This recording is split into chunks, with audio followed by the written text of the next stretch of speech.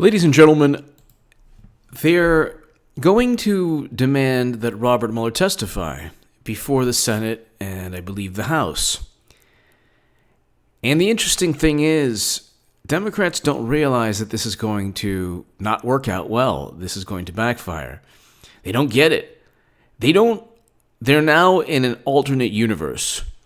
So before it was like, I always told you, if you watch this channel from day one, I always told you that there was zero chance that Trump worked with Putin or anyone associated with the Kremlin to buy Facebook ads or infiltrate the DNC to inform the country that Bernie Sanders was cheated. If anything, I said that Putin had a lot more contacts and a lot more influence over President Obama's administration. And no, it's not been debunked. There's the 20% of U.S. uranium capacity at the time that sale was approved. Uranium One was able to obtain mines within the United States of America. That was an actual sale that took place. Money went into the Clinton Foundation. President Obama could have vetoed the sale. You can go to Snopes. One commenter was like, uranium has been debunked already. What has been debunked? The fact that the sale went through? Of course the sale went through. What Snopes and factcheck.org tried to debunk is that A, Clinton approved the sale. No, I've never said that Clinton approved the sale. I've said that money flowed into the Clinton Foundation. This is the verbatim New York Times article. Cash flowed to Clinton Foundation amid Russian uranium deal. That is the exact way the New York Times article is written, the title. And then we know that Yellow Cake was shipped out of the country while the wonderful Robert Mueller was FBI director. So the natural question is, the obvious question is, well, why did Uranium One give money into the Clinton Foundation? Da-na-na-na-na-na-na. Nothing's been debunked. That's a question that obviously, if it was Trump, Democrats would immediately say, "Oh, well, it's obvious. It's obvious they wanted influence over the Trump Foundation, the Trump organization." Anyway, I've been telling you from day one, there was no grand endeavor with a whole bunch of people conspiring against poor Madam Secretary, who's running again. Check out my last segment. But William Barr, and like what 10 segments, I've done just within the last year alone on that issue. She is running again. She can wait up until late October. Bill Clinton entered the race in October in 91 for the 92 election. But anyway, I've been telling you that it's complete and utter nonsense. They just look at the culprits. James Comey, who committed perjury numerous times regarding a unanimous decision not to charge Clinton. James Baker and Lisa Page wanted to charge Clinton. He leaked classified memos. That's another crime. He covered up the Clinton email debacle by saying, statutes that she broke, but there was no intent. The violations there didn't need to be correlated with intent. And obviously, how do you have private servers outside of the U.S. government where top secret and special access program intelligence are being funneled into without intent? But you have Peter Strzok, who literally said, "We will stop Trump." Okay, now like Hillary Clinton the other day was like, "Let's talk about implicit bias and subliminal bias and subconscious bias and bias that you just don't know, but really you're a horrible person for inside your soul. You're being biased." Meanwhile, Peter Strzok's like, "We will stop Trump. Trump voters are smelly. Trump is a menace, all these insults. He needs to lose 1,000,000 to 1. And there's an insurance policy." Where's the bias there? There's never a bias. There's never, a prejudicial viewpoint if it's Democrats against Republicans, or I should say Democrats against Trump. But if it's anything to do with Trump, oh my God, you voted for the orange monster over a woman who is so wonderful. Yeah, well, Clinton, President Obama. No, by the way, Joe Biden, who every day gets a hit piece written on him by mainstream. The mainstream is in bed with the Democratic Party, and all you see is mainstream hit pieces on Bernie Sanders, Joe Biden, and everyone else. They're paving the way. But my initial point, is that when Mueller testifies, and he'll testify in the House, he'll testify in the Senate, it's not going to work out well. It's going to backfire. And the reason is because it was an actual setup. It was a setup where they didn't find any evidence of criminal wrongdoing with Trump because there was no crime. There was no predicate crime. There was no reason to believe that Trump was part of any criminal activity. Why would Trump need to hack the DNC? And you have, if that is an example of Russia interfering in the election, did the Washington Post interfere in the election with the Access Hollywood tape? So all they have to do is ask simple questions, and we'll get to it finally here, 6 minutes in. Simple questions. One, how come Natalia Veselnitskaya and Alexander Downer aren't mentioned in the report? And how about Glenn Simpson and Fusion GPS? Why aren't they mentioned in the report? I did a whole segment yesterday. Check it out. It's going viral. It's actually, it's doing great. I did a whole segment on Natalia Veselnitskaya, and Alexander Downer. They're not mentioned in the report. They're not mentioned in the... Alexander Downer and Natalia Veselnitskaya. They're not mentioned in the report. Why? But the segment I did yesterday was why didn't Mueller interview? Why didn't Mueller interview Natalia Veselnitskaya or I'll tell you right now. That's right, Joseph Mifsud. Why didn't they interview Joseph Mifsud? He was the Russian contact that Papadopoulos had. He was the link to the Putin. What about Natalia Veselnitskaya? That was Donald Trump's junior link to the Putin. Wait a second. You mean to tell me that Natalia Veselnitskaya was like begging to be interviewed? She was like, well, maybe you give me immunity, because there was another issue that they tried to get her on. I think they did. There was an indictment that had nothing to do with collusion, of course. It was some ongoing legal case. But Joseph Mifsud, you would think that they would contact. He was a professor. The professor on Gilligan's Island had more contacts with the Kremlin than this guy. This guy is not even... They try to paint him and Natalia Veselnitskaya simply because they're Russian. I mean, talk about xenophobia. Or no, Mifsud is not even, I don't believe, Russian. But just, it's said that Mifsud had contacts with Russia. It's said that Natalia Veselnitskaya had contacts with Russia. The Department of Justice allowed her into the country. And then they already had interviewed Joseph Mifsud, the FBI, prior to the Mueller probe. But why didn't the Mueller probe interview him? He was one of the biggest links to this grandiose, this big narrative, this big story. They can ask why the Steele dossier was not verified. They can ask why Peter Strzok's cell phone messages were totally deleted. They can ask, and Lisa Page, they can ask why Lisa Page and Peter Strzok were even on the probe. They can ask why the Mueller team gave $50,000 plus to Democrats. They can ask why one attorney was allowed to serve in the Mueller team when she was an outside counsel for a Clinton Foundation lawsuit. There's a lot of questions they could ask. They can ask, questions pertaining to my Federalist article below. James Clapper to Chuck Todd in March of 2017 said there's no evidence of Trump-Russia collusion.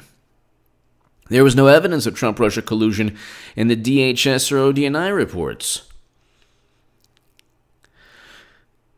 Not one, nothing. There was no intelligence, nothing derived from the Mueller probe except lives being ruined and people being intimidated. And now, if you could believe this, Pelosi is worried that Trump will utilize the government against his political opponents, against the future nominee. She's foreshadowing. She's basically telling you, yeah, Hillary's going to be the nominee. What they did to Trump, they set him up, they utilized the government against him, and now they're afraid he's going to do that with them. But see, they deserve it. Trump didn't. I was telling friends of mine who are hardcore Democrats, in 2017, I was saying, there is no Trump-Russia. And I have a lot of friends who were like, we don't know. We just have to let the Mueller probe run its course. And it's like, that's petulant right there. You know. See, the same thing, like, in 2015, this is like not only is Clinton running again, it's the same dynamic. Democrats know that they've engaged in unethical behavior. They don't care. That's the thing. They know that they've engaged in unethical behavior, but they simply don't care. They just simply don't care. And I don't understand what they view politics from a Bill and Hillary Clinton perspective that was forged in the 90s with Whitewater and just there's how many scandals? I mean, how many scandals can you just name with Bill and Hillary Clinton? Whitewater controversy, American political controversy in the 90s. It began with an investigation into a real estate investment of Bill and Hillary Clinton and their associates. The failed business venture was incorporated in 1979 with the purpose of developing vacation properties. And so that was just one of the early controversies regarding them. Okay, and then, of course, they were involved, I think, obstruction. Let's see. Hillary Clinton testified before a grand jury, of course. 1996.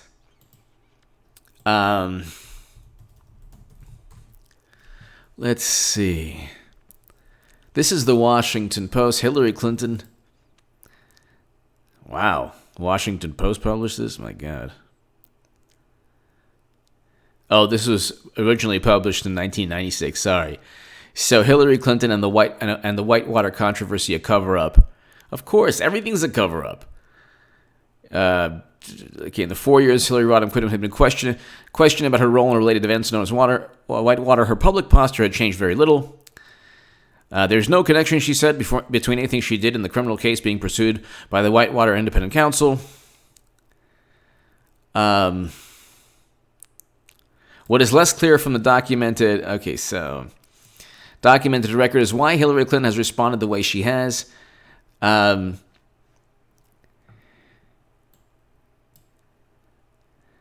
Hillary Clinton's role in Whitewater has been a source of constant debate and helped make her one of the most controversial first ladies in American history.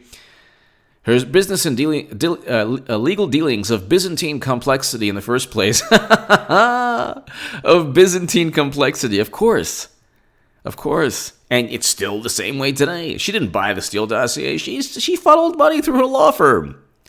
It's like the most transparent criminality. Like, I'm not buying that rock over there. Someone else is for me. Yay! Her business and legal dealing. Okay, every statement and event is seen through the partisan filters in Washington. Same thing. It hasn't changed. But there have been some. We can get into it, conflicting versions. On question of whether Hillary Clinton was brought into the case as she said she knew. I mean, there's actually... this is a while back, so I can't really... But the U.S. Senate acquitted Clinton of perjury and obstruction. That was for the Lewinsky issue. Clinton scandals, a guide from Whitewater to the Clinton Foundation. This is actually in 2016.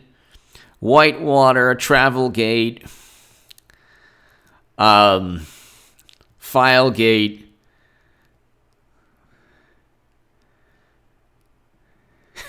Investigators delving into a different scandal found hundreds of FBI files on former White House workers. The information also covered the backgrounds of Republicans in Congress. Well, how did that happen?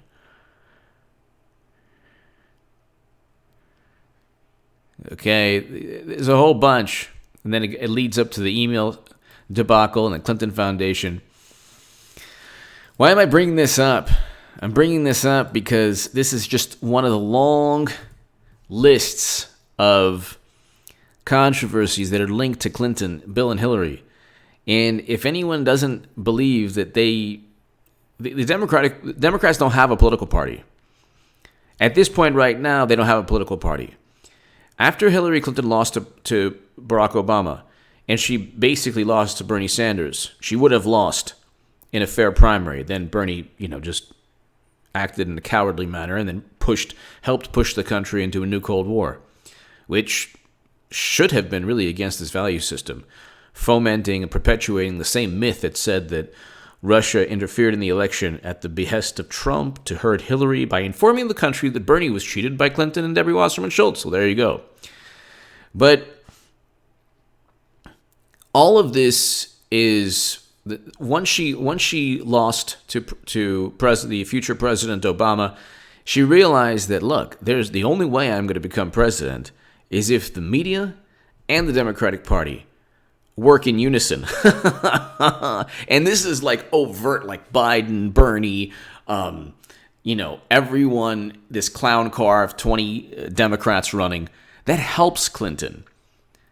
Because if you have Clinton and anyone else wins. If you have 2 or 3 choices, it's not good for Clinton. Or 2 choices. But if you have, 20 Democrats and they've spent 2 years, glorifying this mythology, this revering this nonsense, the Russians interfered in our democracy. The DNC is the antithesis of democracy. It's the absolute opposite definition of what democracy is. They actually cheated, and they actually rigged the outcome of elections. And Debbie Wasserman, if you don't believe me, Debbie Wasserman Schultz was forced to resign. All of this is paving the way. So why is William Barr, finally I'll get to, why is William Barr, you know me, 18 minutes in, William Barr can't wait. Because what's Mueller going to say? What's Mueller going to say? What is he going to say? Well,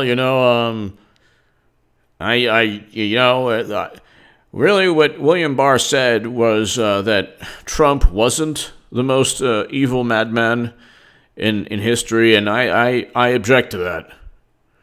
Because we did our best to explain that he was a maniacal, really destabilizing force for the universe. But what didn't William Barr basically say the same thing you did, that there was no evidence to indict? Whereas with Clinton, there was a mountain of evidence, and James Comey decided not to indict. What are they going to ask? What are they going to? What's he going to? What do they expect Mueller to say? Yeah, Trump was a really bad person, and William Barr didn't say that he was as bad as we made him out to be. So really, in the spirit and the context of the report, I disagree with how William Barr described things.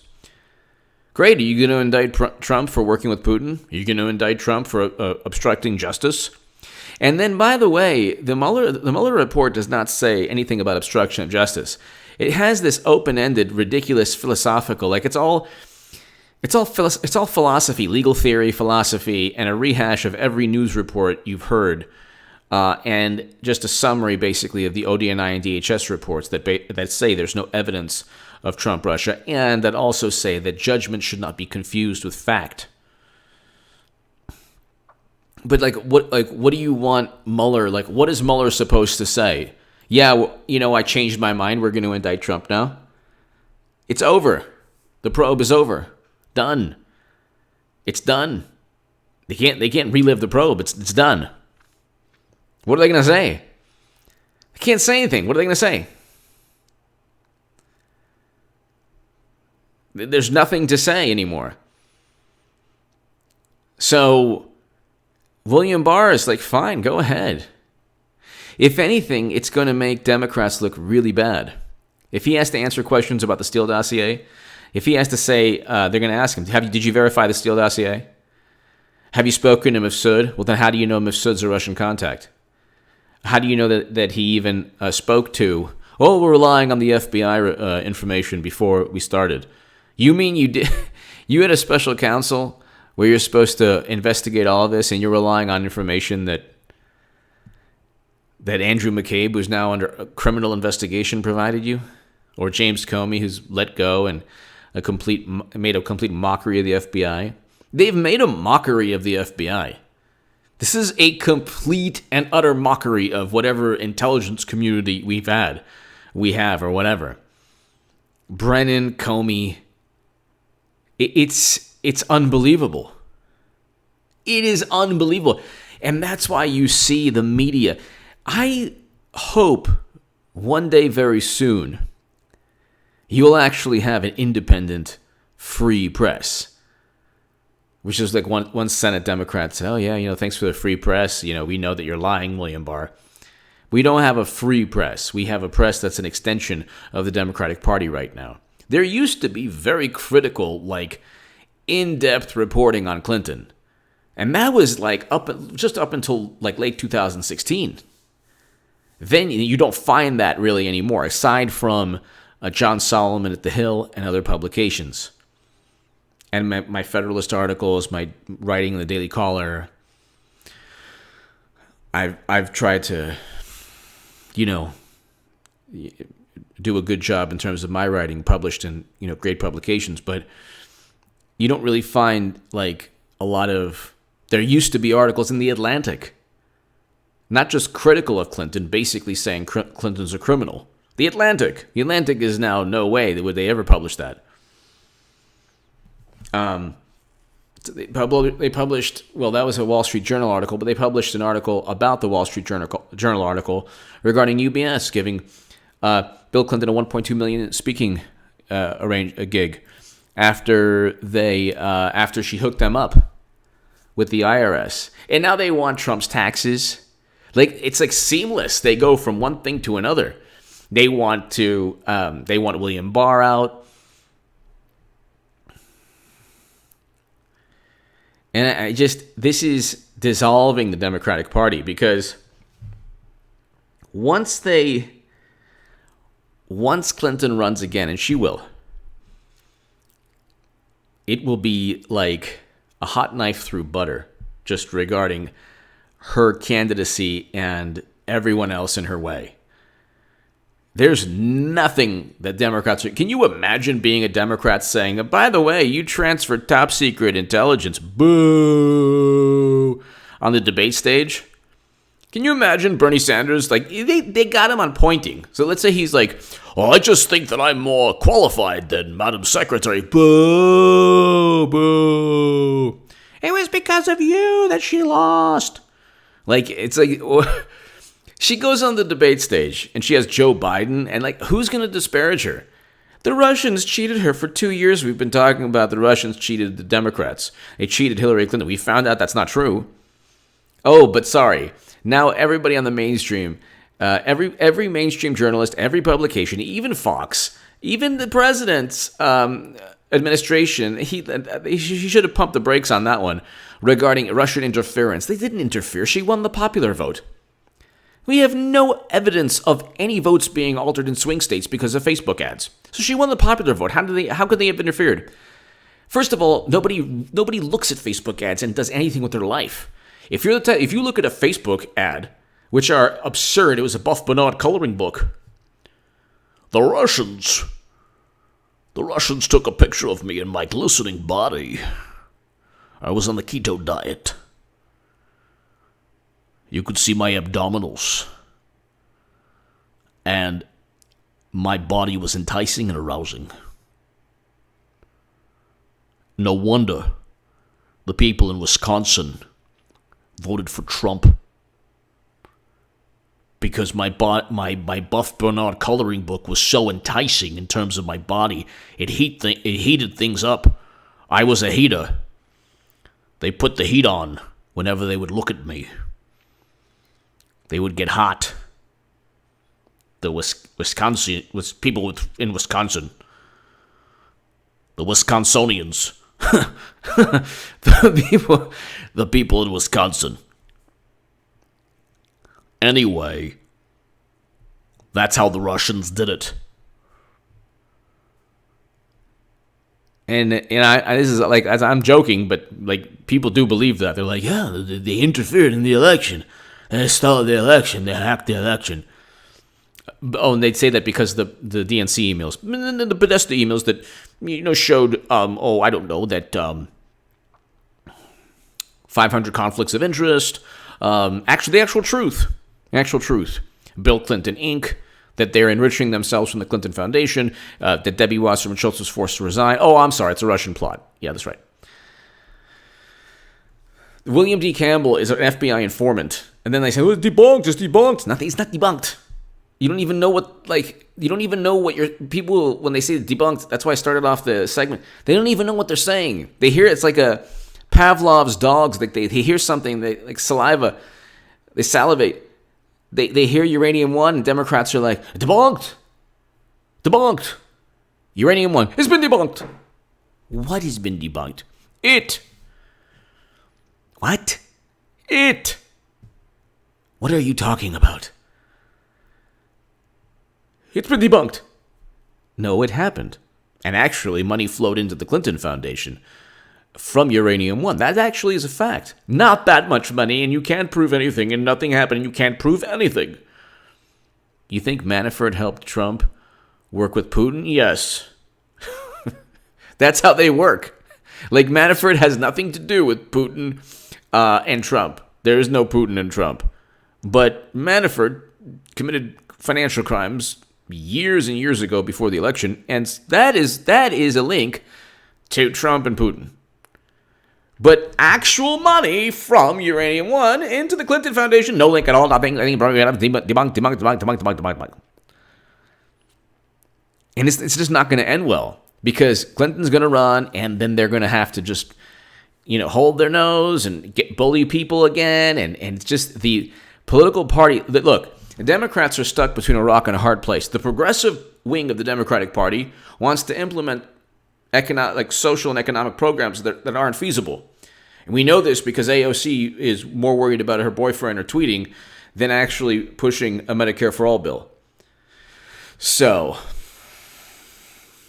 I mean, they're more interested in getting people and burn, on Twitter than actually it is May. When are they going to vote for a Medicare for All bill? They own that. They run the House. They're still talking about Russia. It's already been. That actually has been debunked. There is no Trump Russia. They're still talking about it. I thought they were going to abolish ICE. Oh, that's right. They're grifters.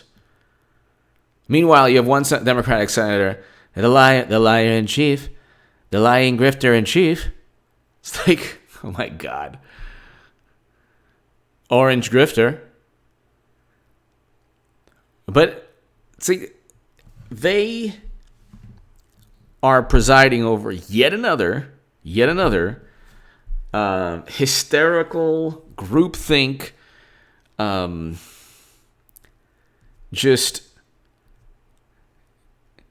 they're presiding over yet another failure at in their run for the presidency, or they're not going to be able to win, I should say, because they're going to elect, or nominate, or crown Clinton again. It's not going to work out. I mean, okay, people have said, well, she's not going to run. Okay, well then who are they going to go with? Biden? Really? Really? Let's put it this way. If she doesn't run, Democrats are stupid. She's their only chance. And if she doesn't run, then she's engaging in a foolish act. But they don't want her. Who cares what they want? They don't even run their own political party. Guess you want to know why? Because Bernie was cheated. And guess what? Bernie then continued the same myth that said that he was part of a Russian plot along with Jill Stein. She's the only chance they have at raising $2 billion. They need to outspend Trump 2-1, unless they'll have zero chance at getting Florida. If they don't get Florida, there's no chance in the universe they win. So the Electoral College. If you look at the safe red states and the safe blue states, they have to win Florida to even have a chance. And the future of the Democratic Party does not look good. You have all the different voting demographics. People were saying, well, these demographics are growing. Yeah, but they're also becoming more conservative. Or at least they're gravitating towards more of a, I would say, maybe more of a Republican/libertarian view of things, which is what Trump pretty much is. And not so much a libertarian. I don't know how to, but it's not a traditional Republican conservative viewpoint. Trump is socially, doesn't care about a whole bunch of things. Anyway, the way an establishment Republican would historically. Anyway, and he's not an interventionist. Military interventionist. Military, like completely destroying a country like Libya. Ladies and gentlemen, they're going to ask William Barr, they're going to want William Barr to basically say, I disagree with how he summarized the way I summarized my findings. It's not going to work out. Give me your thoughts below. Share this segment. My Patreon is below if you want to support my voice long term. My Federalist and my Daily Caller articles are below. And the Jerusalem Post articles below. Thank you so very, very much.